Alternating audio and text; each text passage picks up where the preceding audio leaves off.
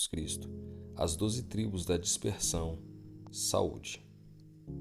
Meus irmãos, tende por motivo de grande gozo o passardes por várias provações, sabendo que a aprovação da vossa fé produz a perseverança, e a perseverança tem a sua obra perfeita, para que sejais perfeitos e completos, não faltando em coisa alguma.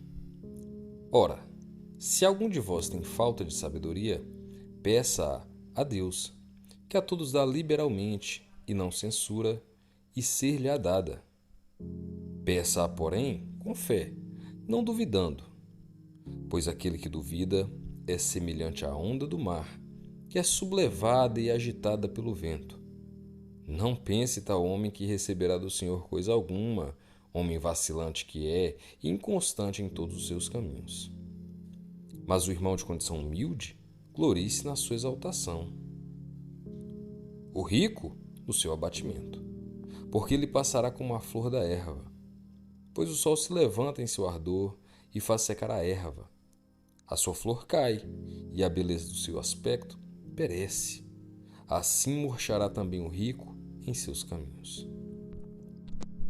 Bem-aventurado o homem que suporta a provação, porque depois de aprovado receberá a coroa da vida que o Senhor prometeu aos que o amam. Ninguém sendo tentado diga, sou tentado por Deus, porque Deus não pode ser tentado pelo mal, e ele a ninguém tenta. Cada um, porém, é tentado quando atraído e engodado pela sua própria concupiscência. Então, a concupiscência, havendo concebido, dá à luz o pecado, e o pecado, sendo consumado, gera a morte. Não vos enganeis, meus amados irmãos. Toda boa dádiva e todo dom perfeito vem do alto, descendo do Pai das luzes, em que não há mudança nem sombra de variação. Segundo a sua própria vontade, ele nos gerou pela palavra da verdade, para que fôssemos como primícias das suas criaturas. Sabei isto, meus amados irmãos. Todo homem seja pronto para ouvir, tardio para falar e tardio para se irar. Porque a ira do homem não produz a justiça de Deus. Pelo que, despojando-vos de toda sorte de imundícia e de todo vestígio do mal, recebi com mansidão a palavra em vós implantada, a qual é poderosa para salvar as vossas almas. E sede cumpridores da palavra e não somente ouvintes, enganando-vos a vós mesmos. Pois se alguém é ouvinte da palavra e não cumpridor, é semelhante a um homem que contempla no espelho o seu rosto natural, porque se contempla a si mesmo e vai-se, e logo se esquece de como era. Entretanto, aquele que atenta bem para a lei perfeita, a da liberdade, e nela persevera, não sendo ouvinte esquecido, mas executor da obra, este será bem-aventurado no que fizer. Se alguém cuida ser religioso e não refreia a sua língua, mas engana o seu coração, a sua religião é vã. A religião pura e imaculada diante de nosso Deus e Pai é esta: visitar os órfãos e as viúvas nas suas aflições e guardar-se isento da corrupção do mundo. Tiago, capítulo 2. Meus irmãos, não tenhais a fé em nosso Senhor Jesus Cristo, Senhor da glória, em acepção de pessoas. Porque se entrar na vossa reunião algum homem com anel de ouro no dedo e com traje esplêndido, e entrar também algum pobre com traje sórdido, e atentardes para o que vem com traje esplêndido, e lhe disserdes, senta-te aqui num lugar de honra, e disserdes ao pobre, fica em pé, ou senta-te abaixo do escabelo dos meus pés. Não fazeis porventura distinção entre vós mesmos e não vos tornais juízes movidos de maus pensamentos? Ouve, meus amados irmãos. Não escolheu Deus os que são pobres quanto ao mundo para fazê-los ricos na fé e herdeiros do reino que prometeu aos que o amam? Mas vós desonrastes o pobre. Porventura não são os ricos os que vos oprimem e os que vos arrastam aos tribunais? Não blasfemam eles o bom nome pelo qual sois chamados?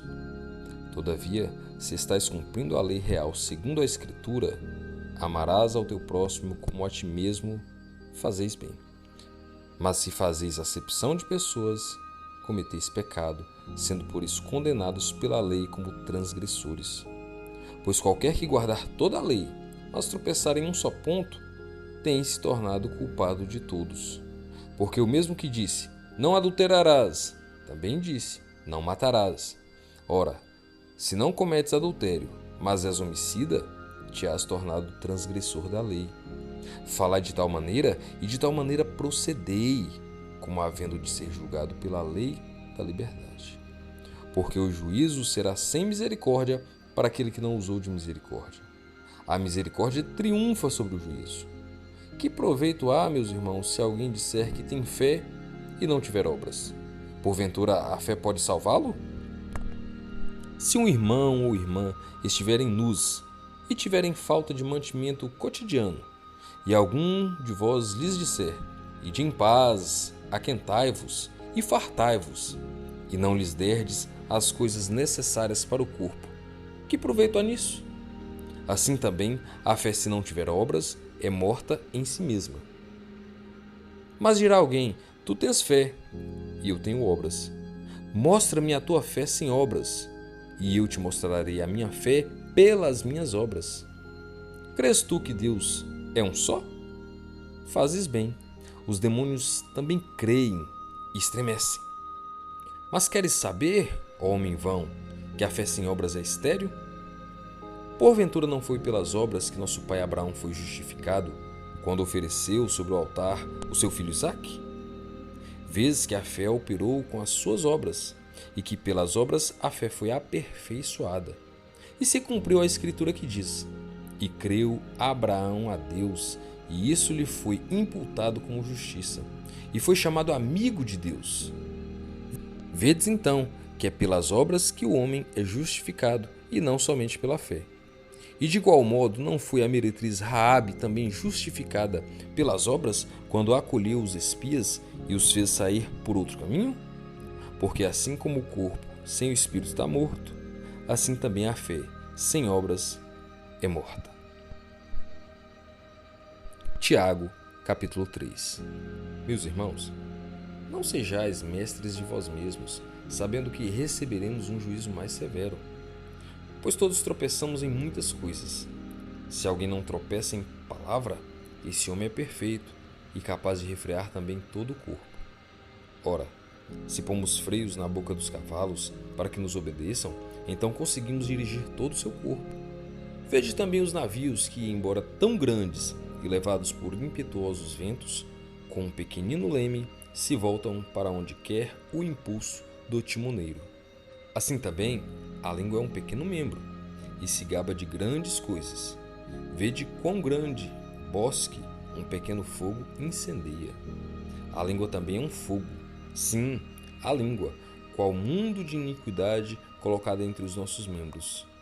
Contamina todo o corpo e inflama o curso da natureza, sendo por sua vez inflamada pelo inferno. Pois toda espécie, tanto de feras como de aves, tanto de répteis como de animais do mar, se doma e se tem sido domado pelo gênero humano. Mas a língua, nenhum homem a pode domar. É um mal irrefreável, está cheia de peçonha mortal. Com ela bendizemos ao Senhor e Pai, e com ela amaldiçoamos os homens, feitos à semelhança de Deus. Da mesma boca procede bênção e maldição. Não convém, meus irmãos, que se faça assim. Porventura, a fonte deita da mesma abertura água doce e água amargosa? Meus irmãos, pode acaso uma figueira produzir azeitonas ou uma videira figos? Nem tampouco pode uma fonte de água salgada dar água doce. Quem dentre vós é sábio e entendido? Mostre pelo seu procedimento as suas obras em mansidão de sabedoria. Mas se tendes amargo ciúme e sentimento faccioso em vosso coração, não vos glorieis, nem mintais contra a verdade. Essa não é a sabedoria que vem do alto, mas é terrena, animal e diabólica. Porque onde há ciúme e sentimento faccioso, aí há confusão e toda má obra. Mas a sabedoria que vem do alto é primeiramente pura, depois pacífica, moderada, tratável, cheia de misericórdia e de bons frutos, sem parcialidade e sem hipocrisia. Ora, o fruto da justiça semeia-se em paz para aqueles que promovem a paz. Tiago, capítulo 4. De onde vêm as guerras e contendas entre vós? Porventura não vem disso, dos vossos deleites que nos vossos membros guerreiam? Cobiçais e nada tendes, logo matais. Invejais e não podeis alcançar. Logo combateis e fazeis guerras. Nada tendes, porque não pedis. Pedis e não recebeis, porque pedis mal, para o gastardes em vossos deleites. Infiéis, não sabeis que a amizade do mundo é inimizade contra Deus? Portanto, qualquer que quiser ser amigo do mundo, constitui-se inimigo de Deus. Ou pensais que em vão diz a Escritura: o Espírito que ele fez habitar em nós anseia por nós até o ciúme. Todavia, dá maior graça. Porquanto diz: Deus resiste aos soberbos, dá, porém, graça aos humildes. Sujeitai-vos, pois, a Deus, mas resisti ao diabo, e ele fugirá de vós. Chegai-vos para Deus, e ele se chegará para vós. Limpai as mãos, pecadores, e vós de espírito vacilante, purificai os corações. Senti as vossas misérias, lamentai e chorai, torne-se o vosso riso em pranto, e a vossa alegria em tristeza. Humilhai-vos perante o Senhor, e ele vos exaltará. Irmãos, não faleis mal uns dos outros. Quem fala mal de um irmão e julga seu irmão, fala mal da lei e julga a lei. Ora, se julgas a lei, não és observador da lei, mas juiz. Há um só legislador e juiz, aquele que pode salvar e destruir. Tu, porém, quem és que julgas ao próximo? Eia, agora, vós que dizeis: hoje ou amanhã iremos a tal cidade, lá passaremos um ano, negociaremos e ganharemos. No entanto, não sabeis o que sucederá amanhã. Que é a vossa vida? Sois um vapor que aparece por um pouco e logo se desvanece. Em lugar disso, devíeis dizer: se o Senhor quiser, viveremos e faremos isto ou aquilo. Mas agora vos jactais das vossas presunções. Toda jactância, tal como esta, é maligna. Aquele, pois, que sabe fazer o bem e não o faz, comete pecado. Tiago, capítulo 5. Eia agora, vós ricos, chorai e pranteai por causa das desgraças que vos sobrevirão. As vossas riquezas estão apodrecidas, e as vossas vestes estão roídas pela traça. O vosso ouro e a vossa prata estão enferrujados, e a sua ferrugem dará testemunho contra vós, e devorará as vossas carnes como fogo. Entesourastes para os últimos dias.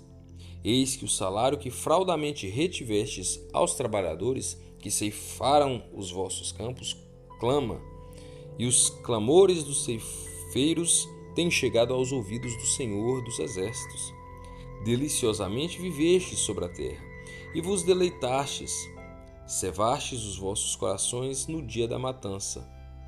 Condenastes e matastes o justo, ele não vos resiste. Portanto, irmãos, sede paciente até a vinda do Senhor. Eis que o lavrador espera o precioso fruto da terra, aguardando-o com paciência, até que receba as primeiras e as últimas chuvas. Sede vós também pacientes, fortalecei os vossos corações, porque a vinda do Senhor está próxima. Não vos queixeis, irmãos, uns dos outros, para que não sejais julgados. Eis que o juiz está à porta. Irmãos, tomai como exemplo de sofrimento e paciência os profetas que falaram em nome do Senhor. Eis que chamamos bem-aventurados os que suportaram aflições. Ouvistes da paciência de Jó? E vistes o fim que o Senhor lhe deu? Porque o Senhor é cheio de misericórdia e compaixão. Mas, sobretudo, meus irmãos, não jureis nem pelo céu, nem pela terra, nem façais qualquer outro juramento.